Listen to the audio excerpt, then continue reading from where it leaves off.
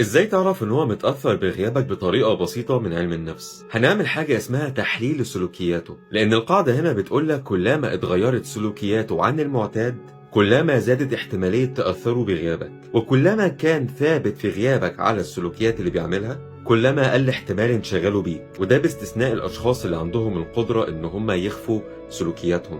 بس اللي هم ما يعرفوهوش ان هم وهم بيخفوا بعض السلوكيات بتظهر عليهم سلوكيات جديدة بنعرف نقراها برضه. من الحاجات مثلا اللي بتأكد لنا فكرة ان هو متأثر بغيابنا، هتلاحظ تغيير بسيط مثلا في الستوريز بتاعته. يعني هو كان سلوكه ان هو مش بيكتب كابشنز او مش بيكتب جمل، لقيته فجأة بقى بينزل الكابشنز دي وهو ما كانش بيعملها قبل كده. ما كانش بيراقب، بعد كده راجع يراقب. بينزل سكرينات ان هو عنده علاقته مع صحابه حلوة جدا. ستايله ونوع صوره اتغير، وكلما حسيت ان هو بيأفور سيكا كده ده بيزود الاحتمال برضه ان هو مشغول بيك.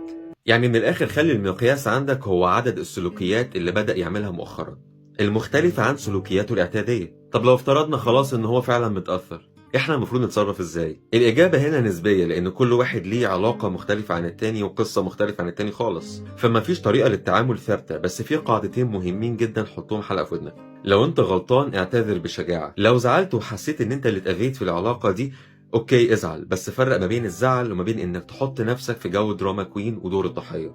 تاني حاجة، حاول على قد ما تقدر انك ما تتأثرش بالحاجات اللي انت هتشوفها كسلوكيات جديدة بيعملها. عقلك للأسف ممكن ياخدها تلقائيا بطريقة سلبية تحسسك بشعور الدونية وكأنه تفوق عليك في مراحل عدة. أنا بقى عايزك تعرف إن الشعور ده بيكون وهمي، لازم أنت تعمل عليه كنترول، ومع أي تغيير هو بيعمله حتى لو كان بيبسطك وبيديلك شعور كده اللي هو أنت أحسن مني، خلي ده الدافع كمان اللي يخليك أنت تتطور وتبهر نفسك قبل ما تبهره أو تبهر غيره. لو حابين النوع ده من الفيديوهات لايك واستنوا الجاي.